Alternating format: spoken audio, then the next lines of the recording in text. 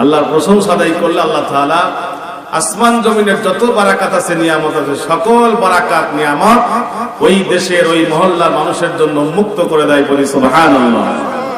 ওয়ালাউ আন্নাহাল কুরআমানু ওয়াত্তাকাউ লাফাতাহনা আলাইহিম বারাকাতিম মিনাস সামাই ওয়াল আরদ।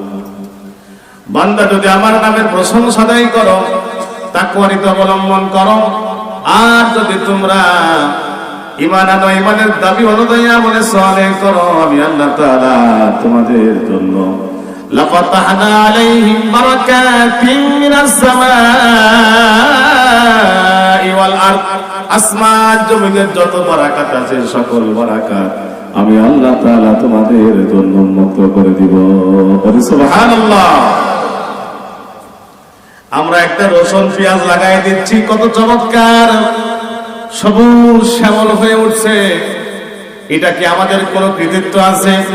আমরা আল্লাহর প্রশংসা করি বলে, আমরা আল্লাহর কৃতজ্ঞতা প্রশংসা আদায় করি বলে আল্লাহ তাআলা আমাদের জন্য নিয়ামতগুলো জমিন থেকে বের করে দেন। আল্লাহ তাআলা সূরা বাকারার মধ্যে বলেন, وأنزل من السماء ماء فأخرج به من الثمرات رزقا لكم। বান্দা, আমি আল্লাহ তাআলা আসমান থেকে বৃষ্টি বর্ষণের মাধ্যমে তোমাদের জমিন থেকে আমি আল্লাহ তাআলা তোমাদের থামারাত মানে ফলমূল, ফাখরাজা বিহি আমি বের করে দিই, খরাজা মানে বের হওয়া, বের করা। আমি আল্লাহ তাআলা তোমাদের জমিন থেকে, আকাশ থেকে বৃষ্টির মাধ্যমে তোমাদের এই ফল ফসল গুলো বের করে দেই। আল্লাহ তাআলা বলে, মিনাত থামারাতি রিজকাল লাকুম, তোমাদের রিজকের জন্য। যে আল্লাহ তাআলা আমাদের রিজকের জন্য ফসল গুলো বের করে দেয়, ওই আল্লাহর দরবারে শুকরিয়া আদায় করা দরকার আছে না নাই? নাকি আমাদের কোনো কৃতিত্ব আছে? আমাদের কোনো কৃতিত্ব আছে? এত চমৎকার নারকেল গাছ, সেই নারকেল গাছের আগার মধ্যে আল্লাহ তাআলা কত চমৎকার ডাব দিল। এটা কার কৃতিত্ব? আমাদের আছে কি? এটা আল্লাহ কেন দেয়? বলে, বান্দা শুধু এই কারণে দেয়, তোমরা আমার নামের প্রশংসা আদায় করে বলো আমি আল্লাহ তাআলা দেই। আর যদি আমার নামের প্রশংসা আদায় করা বন্ধ করে দাও, বান্দা এই সব জিনিস থেকে তোমাদেরকে আমি বঞ্চিত করে দিব। সূরা আস-সাবা 22 নম্বর পারার মধ্যে এই সূরাটা আছে। এই সূরার নামকরণ করা হয়েছে এই সূরার 15 নম্বর আয়াত থেকে। সাবা, সাবা হলো একটা সম্প্রদায়ের নাম। রানী বিলকিসের নাম আমরা অনেকেই জানি। এই রানী বিলকিস সাবা সম্প্রদায়ের লোক ছিল। এরা বসবাস করতে হলো বর্তমান রাজধানীর নাম একটা দেশের নাম আছে হলো ইয়ামেন, আছে না? ইয়ামেনের রাজধানীর নাম হলো সানআ। এই সানআ থেকে 3 কিলোমিটার দূরে একটা শহর আছে, সেই শহরের নাম হলো মাআরিব। মাআরিব নগরী। এই নগরীটা হলো পাহাড়, দুই পাশে পাহাড়। এই পাহাড়ের পাদদেশে যে সমতল একটা ভূমি, এই ভূমিতে এই সাবা সম্প্রদায় বসবাস করত। পাহাড়ের এই পাহাড়ের উপর থেকে, মানে এটা হচ্ছে পাহাড়ের পাশে সমতল থেকে, পাহাড় থেকে পানি এসে এসে এই ব্যক্তিদেরকে, এই এলাকার মানুষদেরকে একেবারে মাঝে মাঝে পানি এসে, বন্যার পানি এসে, ঢলের পানি এসে একেবারে নষ্ট করে দিত, বিপর্যস্ত করে দিত। তো তারা বুদ্ধি পরামর্শ করে দেখলো যে কি করা যায়। এরা বুদ্ধি পরামর্শ করে দেখলো আমাদের একটা সুইট গেট করা দরকার, একটা ক্যানেল করা দরকার। যদি আমরা সুইট গেট করি অথবা ক্যানেল করি, লিল্লাহে তাকবীর, লিল্লাহে তাকবীর। মা বোনেরা বলুন না মারহাবা। অনেকগুলো টাকা বলুন না মারহাবা। আল্লাহ তাআলা মা বোনেরা অনেকগুলো টাকা করে গেল দান। আল্লাহ তাআলা মা বোনদের দানকে কবুল ও মঞ্জুর করে নাও। মা বোনদের জীবনের গুনাহগুলো মাফ করে দাও। আল্লাহ তাআলা মা বোনদের যে সকল ব্যাধি আছে ব্যাধিগুলো দূর করে দাও। মা বোনদেরকে পর্দানিশী বানাও, ইমানদার বানাও, মুত্তাকী হিসাবে কবুল করো। আল্লাহ তাআলা স্বামীর খেদমত করার তৌফিক দান করো, নামাজি বানাও। আল্লাহ তাআলা তাদের উসিলায় মা বোনদের যে সকল আত্মীয়রা কবরের বাসিন্দা হয়েছে, রব্বে কারীম কবরগুলোকে শান্তিময় করে দাও। আল্লাহ তাআলা কবরগুলোকে প্রশস্ত করে দাও, কবরগুলোকে জান্নাতের টুকরা হিসেবে কবুল করে নাও। সবাই বলে আমিন। লিল্লাহি তাকবীর। আব্দুল মুন্না 500 টাকা বলুন না মারহাবা। বাবা মা দুইজনই মারা গেছে। আল্লাহ তাআলা তাদের উসিলায় পিতামাতার কবর দুটোকে maaf করে দাও, কবর দুটোকে জান্নাতের বাগিচা হিসাবে কবুল করে নাও। আল্লাহ তাআলা মুন্নাফ সাহেবের দানকে কবুল ও মঞ্জুর করে নাও। নেক হায়াত দারাজ করো, অভাব দূর করো। আল্লাহ তাআলা ওই সংসারের সকল প্রকার বালা মুসিবত দূর করে দিয়ে ওই সংসারের প্রতি তোমার রহমত নাযিল করে দাও। সবাই বলে আমিন। আল্লাহ তাআলা এই সাবা সম্প্রদায়ের কথা কোরআনুল কারীমের মধ্যে বর্ণনা করলেন। আল্লাহ তাআলা কোরআনুল কারীমের মধ্যে বললেন, লাকাদ কানা লিসাবাইন ফি মাসকানিহিম আয়া। আল্লাহু আকবার। জান্নাতানি আইয়ামিনি ওয়া শিমাল। আল্লাহ তাআলা বলেন, আমি সাবা সম্প্রদায়ের বসত ভিটাতে, বসত বাড়িতে এমন একটা নিদর্শন দাঁড় করালাম, এমন একটা নিদর্শন। আয়া মানে নিদর্শন। কোরআনুল কারীমে আয়া শব্দ আছে, কোন কোন জায়গা আয়া মানে নিদর্শন, আবার কোন কোন জায়গা আয়া মানে হলো কোরআনুল কারীমের আয়াত। এই যে একটু আগে একটা আয়াত বললাম, ইয়াতলুনা আয়া, যারা আল্লাহর আয়াতগুলো, কোরআনের আয়াতগুলো তেলাওয়াত করে, এখানে আয়া মানে কোরআনুল কারীমের আয়াত। আর এখানে লাকাদ কানা লিসাবাইন ফি মাসকানিহিম আয়া, এখানে আয়া মানে নিদর্শন। আল্লাহ তাআলা ফিরআউনের ব্যাপারেও আয়া মানে নিদর্শন বলেছিল। ফিরআউন যখন বলেছিল, রব্বুল আলামিন, আল্লাহ তাআলা আমি ঈমান আনলাম, তুমি আমারে maaf করে দাও, আমার ঈমান গ্রহণ করো। আল্লাহ তাআলা বলেছিল, ফিরআউন রে, তোর তওবা গ্রহণ করা হবে না, তবে যখন তুই শেষ বয়সে মরার সময়, মরার মুহূর্তে আমারে তুই স্বীকার করেছিস, আমি আল্লাহ তাআলা তোর এই দেহটারে পচাবো না, গলাবো না, নষ্ট করবো না, আমি আল্লাহ তাআলা তোর এই দেহটাকে নিদর্শন বানায়া রাখতে চাই। ওখানে আল্লাহ তাআলা আয়া শব্দ ব্যবহার করেছিলেন। আয়া মানে নিদর্শন। তাহলে এখানে আয়া মানে নিদর্শন, একটা নিদর্শন আল্লাহ তাআলা ওই জমিনের মধ্যে দাঁড় করাইছিলেন। নিদর্শনটা কি? নিদর্শনটা হলো আল্লাহ তাআলা বললেন, জান্নাতান, দুইটা জান্নাত। জান্নাত মানে জান্নাত, জান্নাতান মানে দুইটা জান্নাত। কোথায় এই দুইটা জান্নাত? আইয়ামিনি ওয়া শিমাল, একটা ডানে আর একটা বামে। ইয়ামিন মানে ডান, শিমাল মানে বাম। আল্লাহ তাআলা বলল, সাবা সম্প্রদায়ের জন্য আমি আল্লাহ তাআলা দুইটা জান্নাত দিয়েছিলাম নিদর্শন স্বরূপ। যেই শহর তাদের জন্য বিপর্যস্ত ছিল, এই শহরকে আমি আল্লাহ তাআলা এত চমৎকার করে তৈরি করে দিলাম, বানায়া দিলাম। এই শহরটা তাদের জন্য আমি আল্লাহ তাআলা জান্নাত নামে অভিহিত করলাম। ওই যে পানি আসতো, পাহাড়ি ঢল, এই পাহাড়ি ঢলে তারা বিপর্যস্ত হয়ে যেত, মাঝে মাঝেই বন্যা হতো, বর্ষা হতো। এরা বুদ্ধি পরামর্শ করে বলল, ও আমার কওমের লোকেরা, জাতির লোকেরা, শোনো, আমরা একটা ম্যানহোল ক্যানাল করতে চাই, সুইচ গেট করতে চাই। এই যে পানিগুলো ঢলে নেমে আসে, এই পানিগুলো আমরা একটা ক্যানালের মধ্যে, একটা ম্যানহোলের মধ্যে একটা সুইচ গেট করব। সেই সুইচ গেটের ভিতরে আমরা বিশাল বড় কূপ খনন করব। এখানে আমরা এই পানিগুলো মজুত করে রাখবো। মজুত করে রেখে দিল। এরপরে এই যে ম্যানহোল ক্যানালটা কাটার পরে যে দুই পাশে সুন্দর মাটি, নতুন মাটি, খেয়াল করে দেখবেন এই ইসামতি নদীগুলো সেনাবাহিনীর তত্ত্বাবধানে কাটা হচ্ছে, দেখবেন দুই পাশে সুন্দর নতুন নতুন মাটি।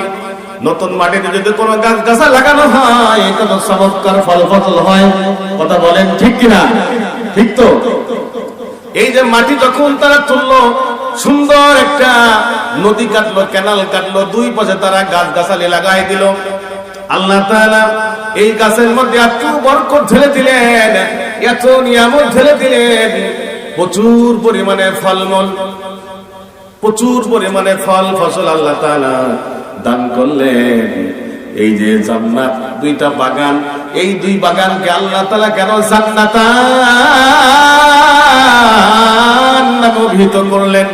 কারণ হলো এই জান্নাতের যে নিয়ামতগুলো আমরা দেখেছি, শুনেছি, হুজুরদের মুখে শুনেছি, কোরআনে দেখেছি, হুজুরদের মুখে শুনেছি, নিজেরাও কোরআন পড়ে পড়ে দেখেছি, আমরা শুনেছি, দেখেছি, হলো জান্নাতের যে ফলগুলো থাকবে, এই ফলগুলো জান্নাতি বান্দাদের সামনে ঝুলন্ত অবস্থায় থাকবে। পড়ি সুবহানাল্লাহ।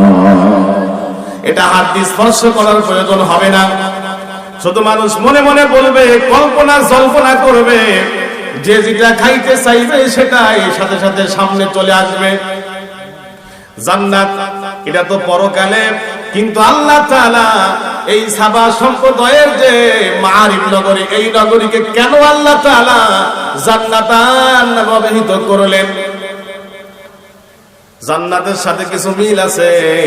মিলটা হলো এই যে সবাই যার যার বাড়ির সামনে গাছ লাগালো, গাছের মধ্যে এত ফল আর ফুল ভরে গেল, প্রচন্ড পরিমাণে ফল ফুলে ভরে গেল।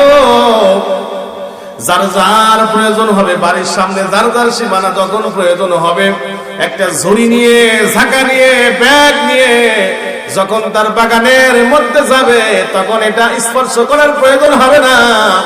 ওই ব্যাগ ঝুড়ি এমনি এমনি অটো অটো ভরে যাবে। পড়ুন সুবহানাল্লাহ। এজন্য আল্লাহ তাআলা জান্নাতান নামে দুইটা বাগানকে জান্নাতান নামে অভিহিত করেছেন। হাদিটা তোলার প্রয়োজন হবে না। সূরা সাবা 15 নম্বর আয়াত থেকে আপনারা বাড়িতে গিয়ে পড়ে দেখবেন। এই শহর এত নোংরা ছিল, আল্লাহ তাআলা এত নিয়ামতের শহরের মধ্যে দিলেন। এই শহরের মধ্যে কোনো সাপ ছিল না, বিচ্ছু ছিল না, টিকটিকি ছিল না, পিঁপড়া ছিল না, কোনো ব্যাঙ ছিল না, সাপ ছিল না, সেকাল ছিল না, কুকুর ছিল না, এমনকি কোনো কোন পর্যন্ত এই শহরের মতো ছিল না। সুবহানাল্লাহ। কোন মানব যদি শরীরের মধ্যে কোনো কোন নিয়ে এই শহরের মধ্যে প্রবেশ করত, আমার আল্লাহ তাআলা অটো অটো ভাবে এমনি ওই কোন গুলো ধ্বংস করে দিতেন। সুবহানাল্লাহ। জোরে হলো না কিন্তু। সুবহানাল্লাহ। এই জন্য আল্লাহ তাআলা এই বাগানের নামটা জান্নাতান নামে অভিহিত করেছেন। আল্লাহ তাআলা বললেন, বান্দারে শোনো, এত চমৎকার জান্নাত আমি আল্লাহ তাআলা তোমাদের জন্য নিয়ামত স্বরূপ দিলাম। তোমাদের কাজ কি? কাজ হলো কুলু মির রিজকি রাব্বিকুম ওয়াশকুরু লাহু। তোমার রবের দেওয়া রিজিক, এই যে প্রচন্ড পরিমাণ, অনেক পরিমাণ আমি আল্লাহ তাআলা রিজিক দিলাম। গাছের মধ্যে অনেক নারকেল দিলাম, খেজুর দিলাম, আম দিলাম, জাম দিলাম, কাঁঠাল দিলাম, বরই দিলাম, সুন্দর সুন্দর কুল বৃক্ষ দিলাম। বান্দারে এইগুলো খাবা। কুলু, তোমরা খাবে, এটা জুমার সিগা। কুলু, তোমরা খাবে, সবাই খাবে। মির রিজকি রাব্বিকুম, তোমার রবের পক্ষ থেকে যে রিজিকটা দেওয়া হয়েছে, এইটা তোমরা খাবা। আর কি করবা? ওয়াশকুরু লাহু। তোমার রবের, এখানে লাহু দ্বারা আল্লাহকে বোঝানো হয়েছে, তোমার রবের শ্রেষ্ঠত্ব প্রশংসা আদায় করবা। আল্লাহ রিজিক দিছে, এটা খাওয়ার পরে কি করতে হবে? কি করতে হবে? শুকরিয়া। আমরা আবার করে আলহামদুলিল্লাহ, রব্বানা লাকাল হামদ বলে না, রব্বানা লাকাল হামদ হামদান কাসীরান তাইয়্যিবান মুবারাকান ফি। নেতাদের না দেখছি স্লোগান দেওয়ার সময় কত জোরে জোরে আমরা বলি। নেতাদের যদি আমরা প্রশংসা আদায় করি, এটা মিথ্যা হয় না? আল্লাহর প্রশংসা আদায় করলে সব কিছু সত্য হয়, আর নেতাদের প্রশংসা আদায় করলে মিথ্যা প্রশংসা আদায় করা লাগে। আল্লাহর প্রশংসা আদায় করবো আমরা অন্তর থেকে, কলিজা থেকে। এরপরে যখন এই এলাকার লোকেরা প্রচুর পরিমাণ ধন সম্পদ পাওয়ার পরে আল্লাহকে ভুলে গেল, আল্লাহ তাআলা তখন এই এলাকার এই বাগানের প্রতি একটা বর্ষা, একটা বন্যা চাপাই দিল। আল্লাহ তাআলা বললেন ফারসালনা, আমি প্রেরণ করলাম। এই বাগানের প্রতি আল্লাহ তাআলা কি প্রেরণ করলেন? প্রচন্ড পরিমাণে বন্যা প্রেরণ করলেন। সাইলাল আর, এই যে সাইলাল আর মানে বাদ বাগা বন্যা। আমরা দেখছি না এই যে কয়দিন আগে বন্যা হয়েছে, কিছুদিন আগে বাদ ভেঙে কুমিল্লার এই দিক, ফেনীর এই দিক, লক্ষ্মীপুরের মানুষ কি, সিলেট, মৌলভীবাজার, হবিগঞ্জ, আমাদের উত্তরাঞ্চলে কি অবস্থা, এত স্রোতে ভাগগুলো ভেঙে যাচ্ছে। আল্লাহ তাআলা এই যে সম্প্রদায় সাবা সম্প্রদায়, এই সাবা সম্প্রদায়কে একটা কথা শুধু পৌঁছানোর জন্য আল্লাহ তাআলা যুগে যুগে 13 জন নবী প্রেরণ করলেন। এই নবীরা শুধু এই কথা বলেছে, ওহে আমার কওমের লোকেরা, আমার জাতির লোকেরা, ও আল্লাহর বান্দারা, শোনো, তোমরা শুধু কি করবা? একটা কাজ করবা, কুলু মির রিজকি রাব্বিকুম ওয়াশকুরু লাহু, তোমার রবের দেওয়া রিজিকগুলো খাবে আর আমি আল্লাহ তাআলার প্রশংসা আদায় করবে। এটা নবী এসে 13 জন, এক এক করে 13 জন নবী আসলো। 13 জন নবী এই কথাগুলো প্রচার করে করে বেড়ানো। আল্লাহ তাআলা যুগে যুগে নবী রাসূল প্রেরণ করেছেন। নবীরা এই দাওয়াতগুলো দিয়েছেন। আল্লাহ তাআলা কোরআনুল কারীমে বলেন, লাকাদ বা'আথনা ফি কুল্লি উম্মাতির রাসূলা আন ই'বুদুল্লাহা ওয়াজতানিবুত তাগুত। আল্লাহু আকবার। আমি প্রত্যেক জাতির জন্য নবী প্রেরণ করেছি, ফি কুল্লি উম্মাতির রাসূলা, আমি প্রত্যেক জাতির জন্য নবী প্রেরণ করেছি। এই নবীদের কাজ ছিল হলো আনি ইবুদুল্লাহ, তোমরা আল্লাহর দাসত্ব গোলামি করো, তোমরা শুধুমাত্র কেবলমাত্র একমাত্র আল্লাহ তাআলার উপাসনা করো, আল্লাহ তাআলার ইবাদত করো। এই ইবাদতটা হলো ওই ইবাদত, কুলুবির রিজকি রাব্বিকুম ওয়াশকুরু লাহু, আল্লাহ দেওয়া রিজিক খাও, ভক্ষণ করো আর তোমার রবের শুকর আদায় করো। এই 13 জন নবী এসে এই কথাগুলো বলে বলে বেড়ালেন। কিন্তু যখন মানুষের খেয়াল করবেন অর্থ সম্পদ বৃদ্ধি হয়ে যায়, তখন কিন্তু তারা আল্লাহরে আস্তে আস্তে ভুলে যায়। এই 13 জন নবী এই দাওয়াত দিচ্ছে, কিন্তু যেহেতু তাদের অনেক অর্থ সম্পদ বৃদ্ধি হয়ে গেল, আমার আল্লাহরে আস্তে আস্তে ভুলে গেল। আমার আল্লাহ তাআলা ওই শহরের মধ্যে মারিব নগরীতে এমন এক বন্যা দিলেন। আল্লাহ তাআলা কোরআনুল কারীমে সাবার মধ্যে বললেন, সাইলাল আর, আমি আল্লাহ তাআলা ওই জাতির জন্য বাদবাগা বন্যা দিলাম, বাদবাগা এক বন্যা দিয়ে দিলাম। এই বাদবাগা বন্যায় কি হলো? তাদের সব বাড়িঘর গুলো ডুবে গেল, বাগানগুলো ডুবে গেল। বাগানগুলো ডুবে যাওয়ার কারণে, বাড়িগুলো ডুবে যাওয়ার কারণে সব কিছু ভেঙে চলে চুরমার হয়ে গেল। খেয়াল করে দেখুন, ফেনী লক্ষ্মীপুর, এই ফেনী লক্ষ্মীপুরের মানুষেরা কিছুদিন আগে এত কষ্ট করেছে দেখলাম, 2 তলা 3 তলা পর্যন্ত পানিতে ডুবে গেছে। কি অবস্থা, হাউমাউ, মোবাইলে নেটওয়ার্ক নাই, বাড়িতে কারেন্ট নাই, কোন রকম কোন খাদ্য নাই, চাউল নেই, কোন গ্যাস নেই, বিদ্যুৎ নেই। কি এক অবস্থা! অবস্থাটা কেমন হতে পারে? যখন দেখলাম পানিটা শুকে গেল, পানিটা চলে গেল, পানিটা নেমে গেল, এই যে বিল্ডিং এর মধ্যে এত কাদামাটি যেগুলো দেখলাম পরিষ্কার করছে, কি একটা ভয়াবহ অবস্থা। আল্লাহ তাআলা যখন নাশুকরিয়া করা যায়, আল্লাহরে যখন ভুলে যাওয়া যায়, আমার আল্লাহ তাআলা এইরকম বাদবাগা বন্যা দিয়ে ওই জাতির লোকদেরকে শাস্তি দেয়।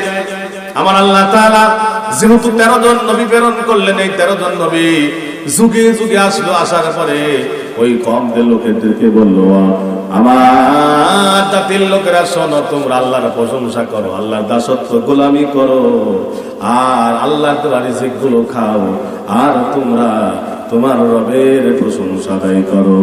যখন করলো না, বাদবাগা বন্যা আসলো, আমার আল্লাহ তাআলা বাদ ভাঙা বন্যা দেওয়ার পূর্বে ওই যে সুইট গেট করেছিল, ওই সুইট গেটের মধ্যে কিছু ইঁদুর জন্ম দিল। কিছু চালাক চতুর লোক ছিল, ওরা দেখতে পেল এই যে সুইট গেটের নিচে ইঁদুর দেখা যায় মাটি করে মাটি করে, ওরা কিছু বিড়াল ছেড়ে দিল। কারণ বিড়াল আর ইঁদুরের সম্পর্কটা ভালো না খারাপ? কি ভালো না খারাপ? সেই খারাপ সম্পর্ক। তো ইঁদুর আর বিড়াল, কিন্তু আল্লাহ যদি কোনো চিন্তা ভাবনা করে সেটা কি দূর করার মতো কেউ আছে?